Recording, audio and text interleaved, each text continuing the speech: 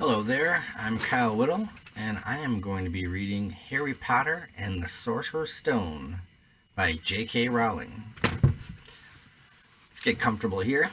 Chapter 1, The Boy Who Lived. Mr. and Mrs. Dursley of number 4 Privet Drive were proud to say that they were perfectly normal. Thank you very much. They were the last people you'd expect to be involved in anything strange or mysterious, because they didn't hold with such nonsense. Mr. Dursley was the director of a firm called Grunnings, which made drills. He was a big, beefy man with hardly any neck, although he did have a very large mustache. Mrs. Dursley was thin and blonde and had nearly twice the usual amount of neck, which came in very useful as she spent much of her time craning over garden fences, spying on the neighbors. The Dursleys had a small son called Dudley, and in their opinion, there was no finer boy anywhere. The Dursleys had everything they wanted, but they also had a secret, and their greatest fear was that somebody would discover it. They didn't think they could bear it if anyone found out about the Potters. Mrs. Potter was Mrs. Dursley's sister, but they hadn't met for several years. In fact, Mrs. Dursley pretended she didn't even have a sister, because her sister and her good-for-nothing husband were as undurlish as it was possible to be. The Dursleys shuddered to think what the neighbors would say if the Potters arrived in the street. The Dursleys knew that the Potters had a small son too, but they had never seen him. This boy was another good reason for keeping the Potters away. They didn't want Dudley mixing with a child like that. When Mr. and Mrs. Dursley woke up on a dull gray Tuesday, our story starts. There was nothing about the cloudy sky outside to suggest that strange and mysterious things would soon be happening all over the country. Mr. Dursley hummed as he picked out his most boring tie for work, and Miss Dursley gossiped away happily as she wrestled a screaming Dudley into his high chair. None of them noticed a large tawny owl flutter past the window. At 8:30, Mr. Dursley picked up his briefcase, pecked Mrs. Dursley on the cheek, and tried to kiss Dudley goodbye, but missed. Because Dudley was now having a tantrum and throwing his cereal at the walls. "Little tyke," chortled Mr. Dursley as he left the house. He got into his car and backed out of number 4's drive. It was on the corner of the street that he noticed the first sign of something peculiar: a cat reading a map. For a second, Mr. Dursley didn't realize what he had seen. Then he jerked his head around to look again. There was a tabby cat standing on the corner of Privet Drive, but there wasn't a map in sight. What could he have been thinking of? It must have been a trick of the light. Mr. Dursley blinked and stared at the cat. It stared back. As Mr. Dursley drove around the corner and up the road, he watched the cat in his mirror. It was now reading the sign that said Privet Drive. No, looking at the sign, cats couldn't read maps or sign. Mr. Dursley gave himself a little shake and put the cat out of his mind. As he drove towards town, he thought of nothing except a large order of drills he was hoping to get that day. But on the edge of town, drills were driven out of his mind by something else. As he sat in the usual morning traffic jam, he couldn't help noticing there seemed to be a lot of strangely dressed people about, people in cloaks. Mr. Dursley couldn't bear people who dressed in funny clothes, the get-ups you saw in young people. He supposed that this was some stupid new fashion. He drummed his fingers on his steering wheel, and his eyes fell on a huddle of these weirdos standing quite close by. They were whispering excitedly together. Mr. Dursley was enraged to see that a couple of them weren't young at all. Why, the man had to be older than he was and wearing an emerald green cloak. The nerve of him! But then it struck Mr. Dursley. This was probably some silly stunt. These people were obviously collecting for something. Yes, that would be it. The traffic moved on, and a few minutes later, Mr. Dursley arrived in the Grunnings parking lot, his mind back on drills. Mr. Dursley always sat with his back to the window in his office on the 9th floor. If he hadn't, He might have found it harder to concentrate on drills that morning. He didn't see the owl swooping past in broad daylight, though people down on the street did. They pointed and gazed open-mouthed as the owl after owl sped overhead. Most of them had never seen an owl, even at nighttime. Mr. Dursley, however, had a perfectly normal, owl-free morning. He yelled at 5 different people. He made several important telephone calls and shouted a bit more. He was in a very good mood until lunchtime, when he thought he'd stretch his legs and walk across the road to buy him a bun from the bakery. He'd forgotten all about the people in the cloaks until he passed a group of them next to the bakers. He eyed them angrily as he passed. He didn't know why, but they made him uneasy. This bunch were whispering excitedly too, and he couldn't see a single collecting tin. It was on his way back past them, clutching a large donut in his bag, that he had caught a few words of what they were saying. The Potters. That's right. That's what I heard. Yes, their son, Harry. Mr. Dursley stopped dead. Fear flooded him. He looked back at the whispers if he wanted to say something to him, but thought better of it. He dashed back across the road, hurried up to his office, and snapped at the secretary not to disturb him. Seized his telephone, and had almost finished dialing his home number when he changed his mind. He put the receiver back down and stroked his mustache, thinking, no, he was being stupid. Potter wasn't such an unusual name. He was sure there were lots of people called Potter who had a son called Harry. Come to think of it, he wasn't even sure his nephew was called Harry. He'd never even seen the boy. It might have been Harvey or Harold. There was no point in worrying Mrs. Dursley. She'd always got so upset at any mention of her sister. He didn't blame her if he'd had a sister like that, but all the same, those people in cloaks. He found it a lot harder to concentrate on drills that afternoon, and when he left the building at 5 o'clock, he was still so worried that he walked straight into something just outside the door. Sorry, he grunted, as the tiny old man stumbled and almost fell. It was a few seconds before Mr. Dursley realized that the man was wearing a violet cloak. He didn't seem at all upset at being almost knocked to the ground. On the contrary, his face split into a wide smile, and he said in a squeaky voice that made passers-by stare, "Don't be sorry, my dear, for nothing could upset me today. Rejoice, for you know who has gone at last. Even muggles like yourself should be celebrating this happy, happy day." And the old man hugged Mr. Dursley around the middle and walked off. Mr. Dursley stood rooted to the spot. He had been hugged by a complete stranger. He also thought that he had been called a muggle, whatever that was. He was rattled. He hurried to his car and set off for home, hoping he was imagining things, which he had never hoped before, because he didn't approve of imagination. As he pulled into the driveway of number 4, the first thing he saw and didn't improve his mood was a tabby cat he had spotted that morning. It was now sitting on his garden wall. He was sure it was the same one. It had the same markings around its eyes. "Shoo!" Mr. Dursley said loudly. The cat didn't move. It just gave him a stern look. Was this normal cat behavior? Mr. Dursley wondered, trying to pull himself together. He let himself into the house. He was still determined not to mention anything to his wife. Mr. Dursley had a nice normal day. Mrs. Dursley had a nice normal day. She told him over dinner all about Mrs. Next door's problems with her daughter and how Dudley had learned a new word, won't. Mr. Dursley tried to act normally. When Dudley had been put to bed, he went into the living room in time to catch the last report of the evening news. And finally, bird watchers everywhere have reported that the nation's owls have been behaving very unusual today.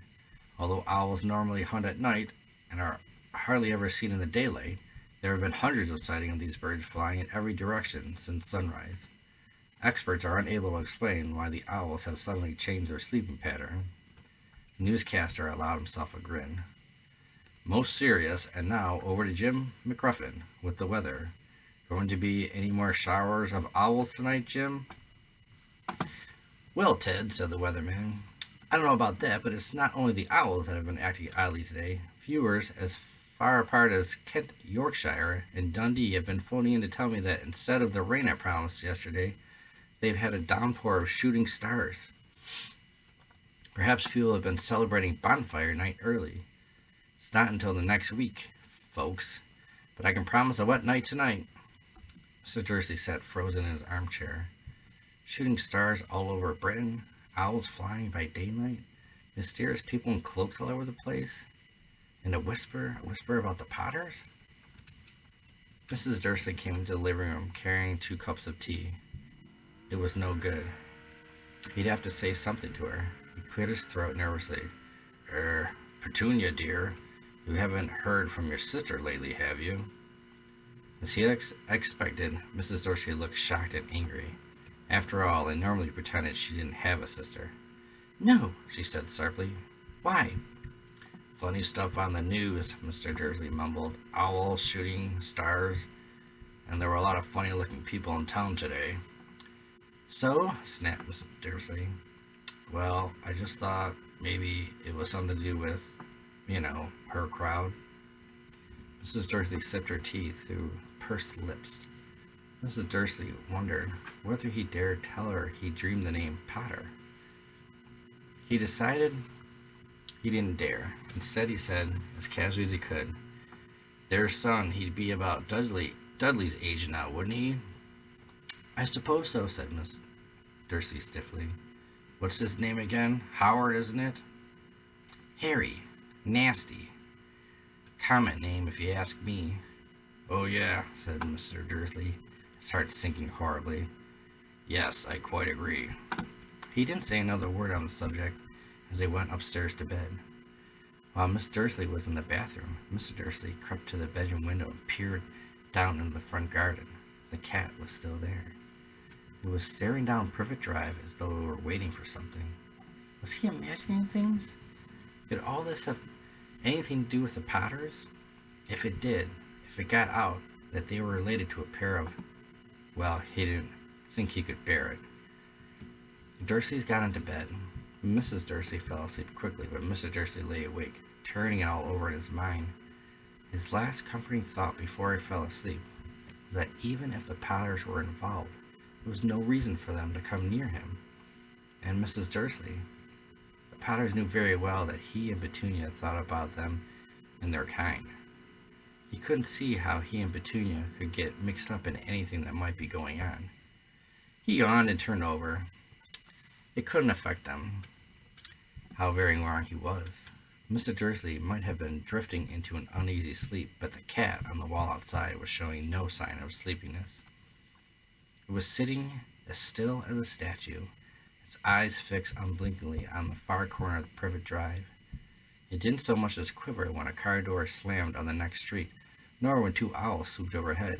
In fact, it was nearly midnight before the cat moved at all. A man appeared on the corner. The cat had been watching, appeared so suddenly and silently, you'd have thought he just popped out of the ground. The cat's tail twitched, and its eyes narrowed. Nothing like this man had ever been seen on Privet Drive. He was tall, thin, and very old, judging by the silver in his hair and beard, which were both long enough to be tucked into his belt. He was wearing long robes, a purple cloak that swept the ground, and high-heeled, buckled boots. His blue eyes were light, bright, and sparkling behind half-moon spectacles, and his nose was very long and crooked, as though it had been broken at least twice. This man's name was Albus Dumbledore. Albus Dumbledore didn't seem to realize that he had just arrived in a street where everything from his name to his boots was unwelcome. He was busy rummaging in his cloak looking for something, but he did seem to realize he was being watched, because he looked up suddenly at the cat, which was still staring at him from the other end of the street. For some reason, the sight of the cat seemed to amuse him. He chuckled and muttered, "I should have known." He found what he was looking for in his pocket. It seemed to be a silver cigarette lighter. He flicked it open, held it up in the air, and clicked it. The nearest lamp went out with a little pop. He clicked it again. The next lamp flickered into darkness. 12 times he clicked the put-outer, until the only lights left on the whole street were 2 tiny pinpricks in the distance, which were the eyes of the cat watching him. If anyone looked out the window now, even beady-eyed Mrs. Dursley, they wouldn't be able to see anything that was happening down on the pavement. Dumbledore slipped the put outer back into his cloak and set off down the street towards number 4, where he sat down on the wall next to the cat. He didn't look at it, but after a moment he spoke to it. "Fancy seeing you here, Professor McGonagall." He turned to smile at the tabby, but it had gone. Instead, he was smiling at a rather severe-looking woman who was wearing square glasses exactly the shape of the markings the cat had around its eyes. She, too, was wearing a cloak, an emerald one. Her black hair was drawn into a tight bun. She looked distinctly ruffled. "How do you know it was me?" she asked. "My dear Professor, I've never seen a cat sit so stiffly." "You'd be stiff if you'd be sitting on a brick wall all day," said Professor McGonagall. "All day? When you could have been celebrating? I must have passed a dozen feasts and parties on my way here." Professor McGonagall stiffed angrily. "Oh yes, everybody's celebrating all night," she said impatiently. "You'd think they'd be a bit more careful, but no, even the Muggles have noticed something's going on. It was on their news." She jerked her head back at the Dursleys' dark living room window. "I heard it. Flocks of owls, shooting stars. Well, they're not completely stupid. They were bound to notice something. Shooting stars down in Kent? I bet that was Dedelius Diggle. He never had so much sense." "You can't blame them," said Dumbledore gently. "We've had precious little to celebrate for 11 years. "I know that," said Professor McGonagall irritably. "But it's no reason to lose our heads. People are being downright careless. Out on the streets in broad daylight, not even dressed in Muggle clothes, swapping rumors." She threw a sharp, sideways glance at Dumbledore here, as though hoping he was going to tell her something, but he didn't, so she went on. "A fine thing it would be if, on the very day you-know-who seems to have disappeared at last, the Muggles found out about us all."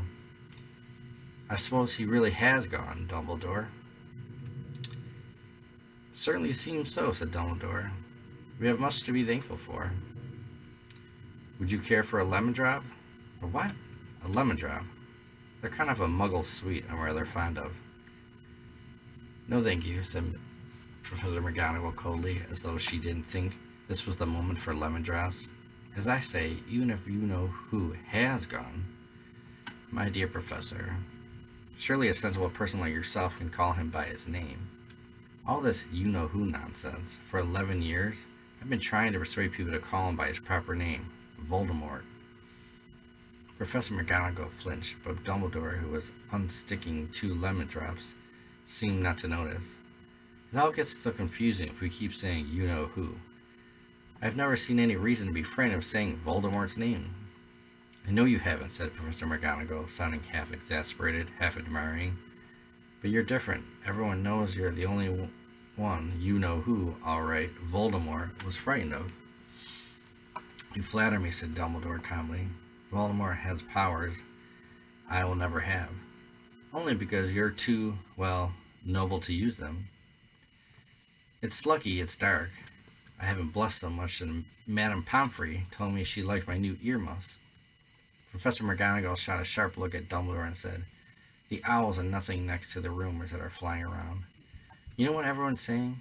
About why he's disappeared? About what finally stopped him?" Seems that Professor McGonagall had reached the point she was most anxious to discuss, the real reason she had been waiting on a cold, hard wall all day. For neither as a cat nor as a woman had she fixed Dumbledore with such a piercing stare as she did now. It was plain that whatever everyone was saying, she was not going to believe it until Dumbledore told her it was true. Dumbledore, however, was choosing another lemon drop and did not answer. "What are they saying?" "What they're saying," she pressed on, "is that last night Voldemort turned up in Godric's Hollow. He went to find the Potters. The rumor is that Lily and James Potter that they're dead." Dumbledore bowed his head. Professor McGonagall gasped. "Lily and James? I can't believe it. I didn't want to believe it. Oh, Albus, Dumbledore reached out and patted her on the shoulder. I know, he said heavily. Professor McGonagall's voice trembled as she went on. That's not all. They're saying he tried to kill Potter's son, Harry. But he couldn't. He couldn't kill that little boy. No one knows why or how, but they're saying that when he couldn't kill Harry Potter, Voldemort's power somehow broke, and that's why he's gone. Dumbledore nodded gloomy. It's true? Faltered Professor McGonagall. After all he's done, all the people he's killed, he couldn't kill a little boy? It's just as astounding. Of all the things to stop him. But how in the name of heaven did Harry survive? We can only guess, said Dumbledore. We may never know. Professor McGonagall pulled out a lance handkerchief and dabbed at her eyes beneath her spectacles. Dumbledore gave a great sniff as he took a gold watch from his pocket and examined it. It was a very odd watch. It had 12 hands, but no numbers. Instead, little planets were moving around the edge. It must have made sense to Dumbledore, though, because he put it back in his pocket and said, Hagrid's late. I suppose it was he who told you I'd be here, by the way. Yes, said Professor McGonagall, and I don't suppose you're going to tell me why you're here, of all places. I've come to bring Harry to his aunt and uncle. They're the only family he has left now. You can't mean the people who live here, cried Professor McGonagall, jumping to her feet and pointing at number 4. Dumbledore, you can't. I've been watching them all day. You couldn't find 2 people who are less like us. And they've got this son. I saw him kicking his mother all the way up the street, screaming for sweets. Harry Potter, come and live here? It's the best place for him, said Dumbledore firmly. His aunt and uncle will be able to explain everything to him when he's older. I've written them a letter. A letter? Repeated Professor McGonagall faintly, sitting back down on the wall. Really, Dumbledore, you think you can explain all this in a letter? These people will never understand him. He'll be famous, a legend. I wouldn't be surprised if today was known as Harry Potter Day in the future. There would be books written about Harry. Every child in our world will know his name. Exactly, said Dumbledore, looking very serious over the top of his half-moon glasses. It would be enough to turn any boy's head. Famous before he can walk and talk. Famous for something he won't even remember. Carrie, you see how much better off he'll be growing up away from all that until he's ready to take it?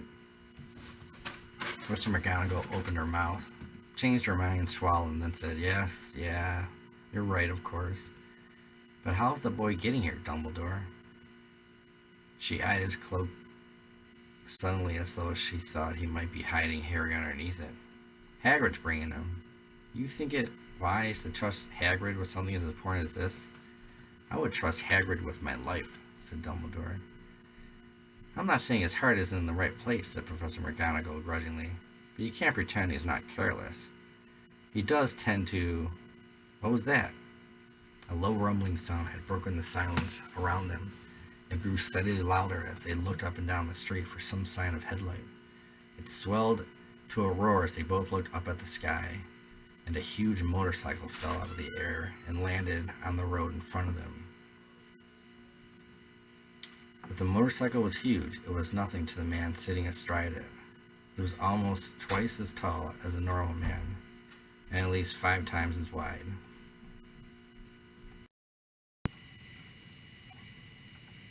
Oh, where were we? Hold on here. He looked simply too big to be allowed, and so wild. Long tangles of bushy black hair and beard hid most of his face. He had hands the size of trash can lids, and his feet in their leather boots were like baby dolphins. In his vast muscular arms he was holding a bundle of blankets. Hagrid, said Dumbledore, sounding relieved. At last. And where did you get that motorcycle? Borrowed it, Professor Dumbledore. Sit, said the giant, climbing carefully up the motorcycle as he spoke. Young Sirius Black lent it to me. I've got him, sir. No problems were there? No, sir. House was almost destroyed, but I got him out all right before the muggles started swarming around. He fell asleep as we were flying over Bristol. Dumbledore and Professor McGonagall bent forward over the bundle of blankets. Inside, just visible, was a baby boy, fast asleep. Under a tuft of jet black hair, Over his forehead they could see a curiously shaped cut, like a lightning bolt. Is that where? Whispered Professor McGonagall. Yes, said Dumbledore. He'll have that scar forever. Couldn't you do something about it, Dumbledore? Even if I could, I wouldn't. Scars can come in handy. I have one myself, above my left knee. That is a perfect map of the London Underground. Well, give him here, Hagrid. We better get this over. Dumbledore took Harry in his arms and turned towards the Dursleys' house. Could I say goodbye? Sorry, it's Hagrid. Could I say goodbye to him, sir? Asked Hagrid. He bent his great shaggy head over Harry and gave him what must have been the very scratchy, whiskery kiss. Then suddenly Hagrid let out a howl like a wounded dog. Shh, hissed Professor McGonagall. You'll wake the muggles. Sorry, sobbed Hagrid, taking out a large spotted handkerchief and burying his face in it. But I can't stand it. Lily and James dead, and poor little Harry off to live with muggles. Yes, it's all very sad. But get a grip on yourself, Hagrid, or we'll be found, Professor McGonagall whispered, patting Hagrid gingerly on the arm as Dumbledore stepped over the low garden wall and walked to the front door. He laid Harry gently on the doorstep, took a letter out of his cloak, tucked it inside Harry's blankets, and then came back to the other two. For a full minute, the three of them stood and looked at the little bundle. Hagrid's shoulders shook. Professor McGonagall blinked furiously, and the twinkling light that usually shone from Dumbledore's eyes seemed to have gone out. Well, said Dumbledore finally, that's that. We've no business staying here. You may as well go and join the celebrations. Yeah, said Hagrid in a very muffled voice. I'll be taking Sirius's bike back. Good night, Professor McGonagall. Professor Dumbledore, sir. Wiping his streaming eyes on his jacket sleeve, Hagrid swung himself onto the motorcycle and kicked the engine into life. With a roar, it rose into the air and off into the night. I shall see you soon, I expect, Professor McGonagall said to Dumbledore, nodding to her. Professor McGonagall blew her nose in reply. Dumbledore turned and walked back down the street. On the corner he stopped, took out a silver put-outer. He clicked it once, and 12 balls of light sped back to their street lamp so that Privet Drive glowed suddenly orange, and you could make out a tabby cat slinking around the corner at the other end of the street. You could just see the bundle of blankets on the steps of number 4. Good luck, Harry, he murmured. He turned on his heels, and with a swish of his cloak he was gone. A breeze ruffled, and the neat hedges of Privet Drive, which lay silent and tidy under the inky sky. The very last place you would ever expect astonishing things to happen. Harry Potter rolled over inside his blankets without waking up. One small hand closed on the letter beside him, and he slept on it, not knowing he was special, not knowing he was famous, not knowing that he would be woken in a few hours' time by Mrs. Dursley's scream as she opened the front door to put out the milk bottles, nor that he would spend the next few weeks being prodded and pinched by his cousin Dudley. He couldn't know that at this very moment, people meeting secret all over the country were holding up their glasses and saying in hushed voices, "To Harry Potter, the boy who lived." Well, that was chapter 1 of the first Harry Potter book series, and I will see you in the next chapter.